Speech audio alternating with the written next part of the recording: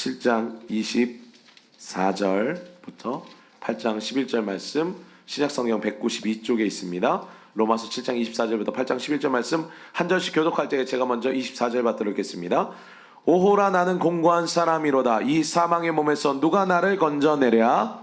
우리 주 예수 그리스도로 말미암아 하나님께 감사하리로다. 그런즉 내 자신이 마음으로는 하나님의 법을 육신으로는 죄의 법을 섬기노라. 그러므로 이제 그리스도 예수 안에 있는 자에게는 결코 정죄함이 없나니 이는 그리스도 예수 안에 있는 생명의 성령의 법이 죄와 사망의 법에서 너를 해방하였습니다. 율법이 육신으로 말미암아 연약하여 할 수 없는 그것을 하나님은 하시나니 곧 죄로 말미암아 자기 아들을 죄 있는 육신의 모양으로 보내어 육신의 죄를 정하사 육신을 따르지 않고 그 영을 따라 행하는 우리에게 율법의 요구가 이루어지게 하려 하심이니라. 육신을 따르는 자는 육신의 일을 영을 따르는 자는 영의 일을 생각하나니 육신의 생각은 사망이요 영의 생각은 생명과 평안이니라. 육신의 생각은 하나님과 원수가 되나니 이는 하나님의 법에 굴복하지 아니할 뿐 아니라 할 수도 없음이라. 육신에 있는 자들은 하나님을 기쁘시게 할 수 없느니라. 만일 너희 속에 하나님의 영이 거하시면 너희가 육신에 있지 아니하고 영에 있나니 누구든지 그리스도의 영이 없으면 그리스도의 사람이 아니라. 또 그리스도께서 너희 안에 계시면 몸은 죄로 말미암아 죽은 것이나 영은 의로 말미암아 살아있는 것이니라. 함께 봅니다. 예수를 죽은 자 가운데서 살리신 이의 영이 너희 안에 거하시면 그리스도 예수를 죽은 자 가운데서 살리신 이가 너희 안에 거하시는 그 영으로 말미암아 너희 죽을 몸도 살리시리라. 아멘. 이 시간 정성스럽게 준비한 한마음 찬양대 찬양으로 하나님께 영광 올려드립니다.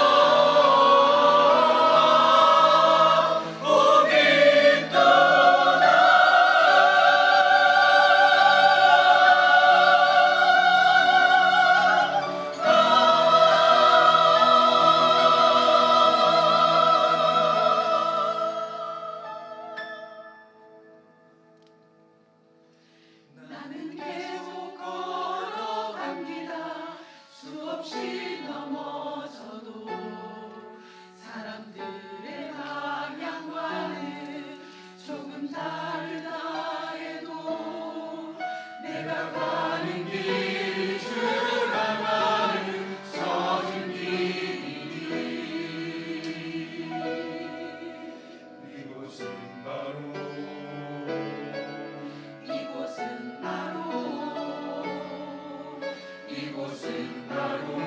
주님의 세계라. 이곳은 바로 주님의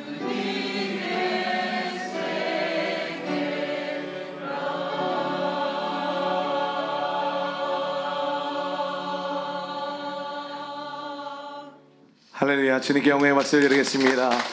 주님이 참 아름다운 세상 주심을 감사합니다. 자, 우리 앞뒤 좌우의 성도들 향하여서도 큰 박수로 환영하고 축복하겠습니다.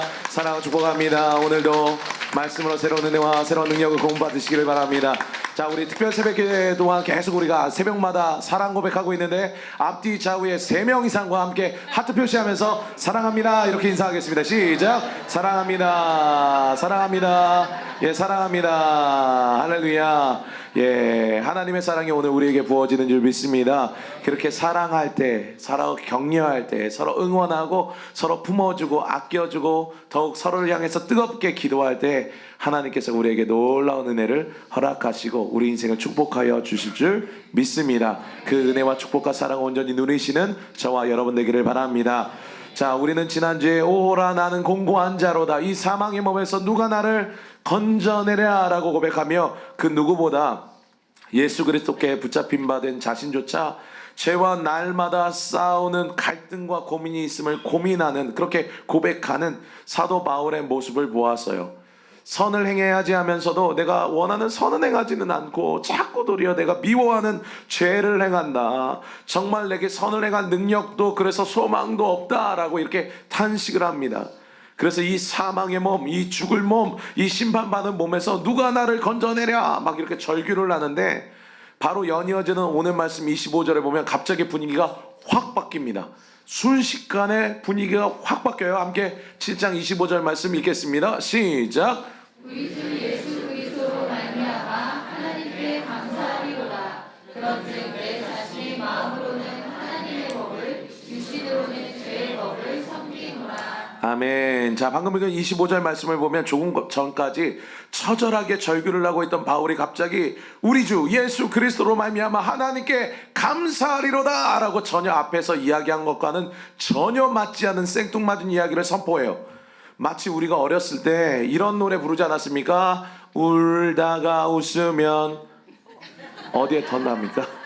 예, 어디에 털나죠? 네, 그렇게 한 것처럼 좀 전까지 엉엉 울다가 갑자기 할렐루야 하면서 막 기쁨의 찬양을 부르는 거예요. 더군다나 중간에 접속사가 없습니다. 접속사가 없어요. 그런데 뭐 이런 전환이 없고 갑자기 분위기가 확 바뀌는 거예요. 이런 사람을 우리 주변에서 보면 보통 뭐라고 합니까? 예, 갑자기 하하하하 이런 사람 뭐라고 해요? 광이 미친 사람이라고 하잖아요. 근데 지금 사도 바울이 갑자기 펑펑 울다가 갑자기 할렐루야 막 이러는 거예요. 자, 지난주에 이제 근데 여러분 여기서 굉장히 커다란 영적인 비밀이 있습니다. 사도 바울이 이러는 것에 대해서. 그것은 예수 그리스도를 제대로 믿는 거듭난 그리스도인이라면 오호라라고 하는 이 슬픔의 자리에 오래 머물러 있지 않는다는 거예요. 할렐루야. 물론 성도라면 마땅히 죄로 인한 이런 탄식이 있어야 됩니다. 오라 나는 공고한 자로다, 이 사망의 몸에서 누가 나를 건져내랴, 이 탄식이 있어야 돼요. 하나님의 자녀는 자신 안에서 일어나고 있는 죄와의 갈등과 모순된 자기 모습에 항상 갈등하고 괴로워해야 합니다. 그러나 성도는요, 탄식만 하는 존재가 아닌 줄 믿습니다. 성도는 탄식하는 존재에서 환골탈태해야 하는 거예요. 동의하십니까? 그러면 어떻게 그런 환골탈태가 가능하겠습니까? 오늘 말씀 25절에 핵심적인 그 영적인 비밀이 담겨져 있어요. 그게 뭘까요? 우리 주 예수 그리스도로 말미암아. 할렐루야. 누구 때문에 가능하다고요? 예수 그리스도 때문에 가능하대요. 우리 믿음의 사람들은요, 우리 주 예수 그리스도로 말미암아 조금 전까지 죄 때문에 고통하고 괴로워하다가도 금방 일어나서 예수 그리스도를 바라봄으로 기뻐하며 할렐루야를 외칠 수 있는 존재라는 거 반드시 기억하시기 바랍니다.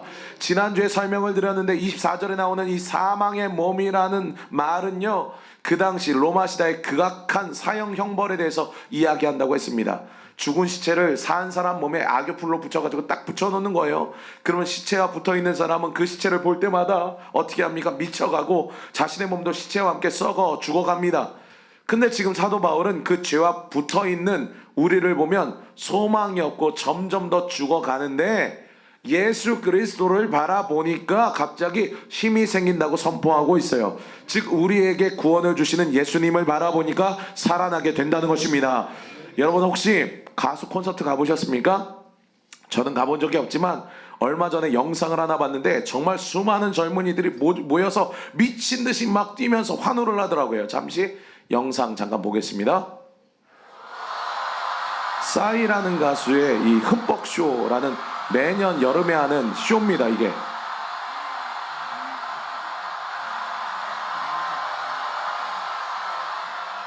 의상 준비됐습니까?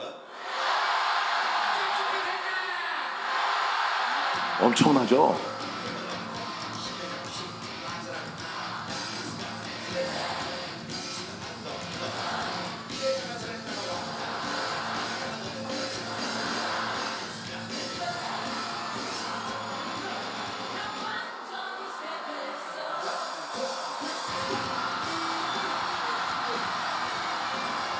예, 어마어마하죠?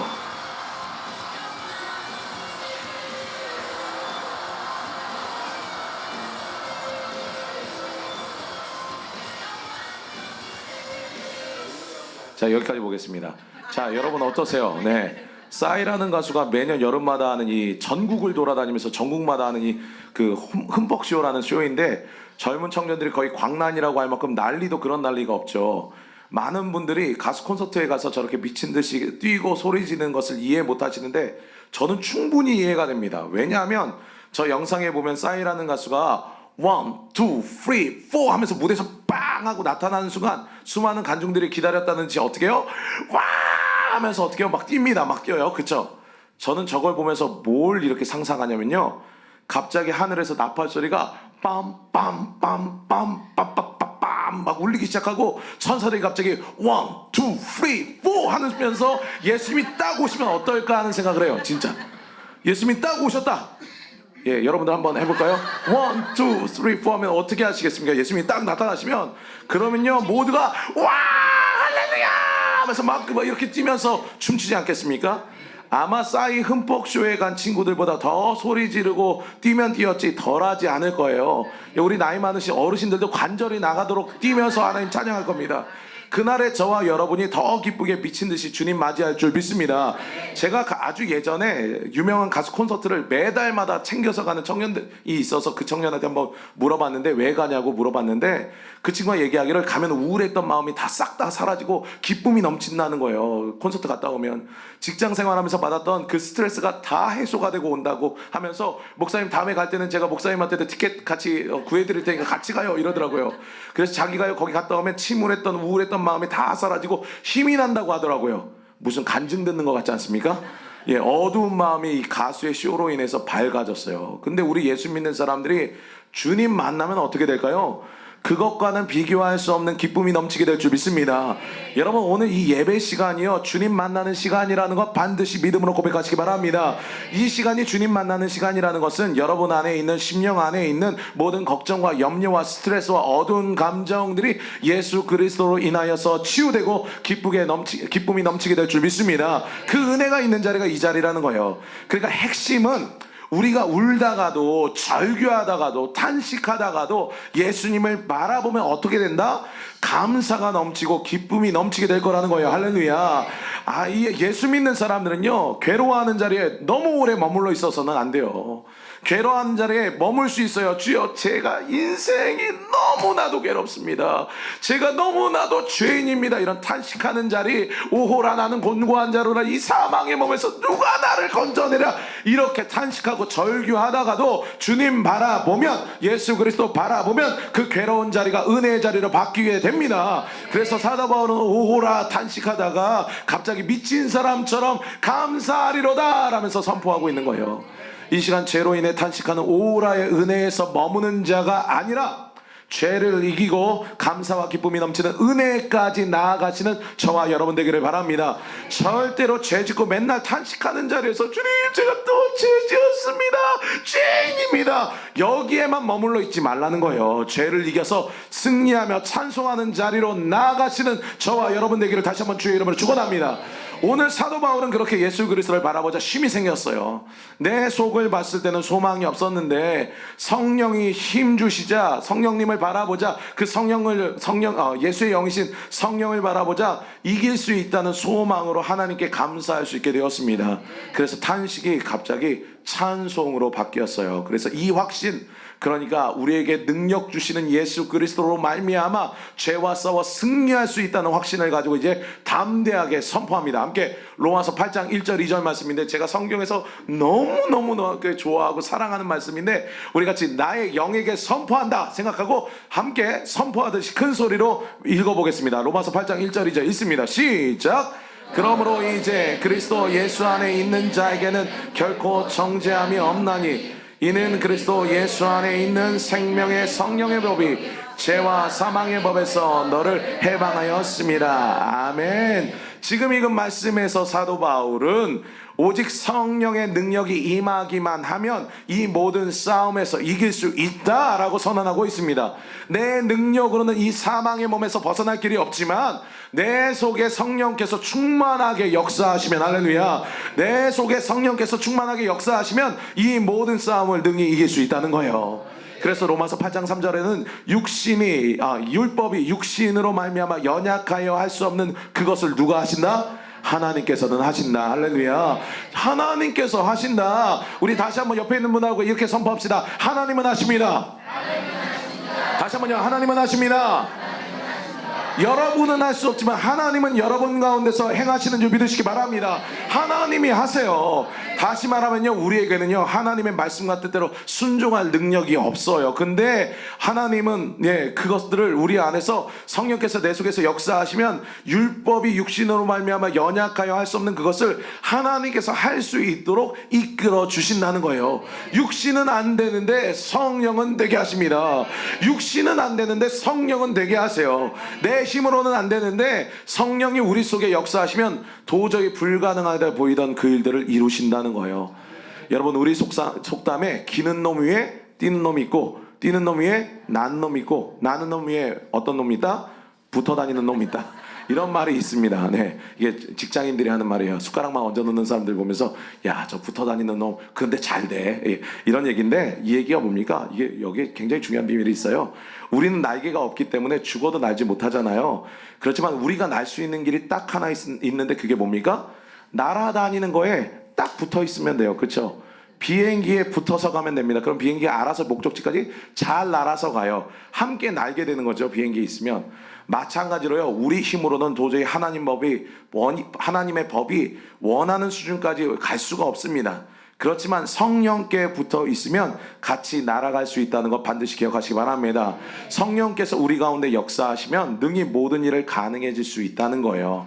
여러분, 성경 보세요. 성경 보면요, 예수님과 3년 동안 제자 훈련했던 제자들이 성령 받기 전에 어땠습니까? 네, 우리 예수님께서 직접 저자직강으로 제자 훈련을 365일 3년 동안 동고동락하면서 시키셨는데도요, 제자들의 그 삶의 변화, 인격의 변화라는 게 너무나도 더디 일어났어요. 그런데 예수님께서 약속하신 성령께서 오셔서 제자들의 심령을 확 바꿔놓으시니까 제자들이 순식간에 변화되었습니다. 이전에는요, 그렇게도 세상을 두려워했던 자들이 성령을 받고 나서는 세상을 두렵게 하는, 오히려 세상이 감당치 못하는 능력의 사람들이 되었습니다. 이전에는 그렇게도 주님을 불순종하여 주님께 책망받던 제자들이 성령 받고 나서는요, 그 주님을 증거하고 그 주님의 말씀에 순종하는 삶을 살 뿐만 아니라 주님을 위해서 목숨까지 버리는 순교자들이 되었어요. 또한 이전에는 그렇게 서로 질투하고 누가 더 높은 자리에 오를까 다투던 제자들이 성령을 받자 서로를 향해 뜨겁게 사랑하고 맡겨주신 영혼을 위해 물불 안 가리는 사랑의 사람이 되었습니다. 이전에는 저 무식하고 거친 갈리 촌놈 어부들이 뭘 할 수 있어, 이렇게 사람들로부터 무시당하던 사람들, 말 그대로 우리로 말하자면 못 배우고 아무것도 없는 그런 말 그대로 사회 밑바닥층에 있었던 그 제자들이 성령을 받자 세상을 변화시키는, 그 거대한 로마 제국을 변화시키는 기적의 사람들이 되었어요.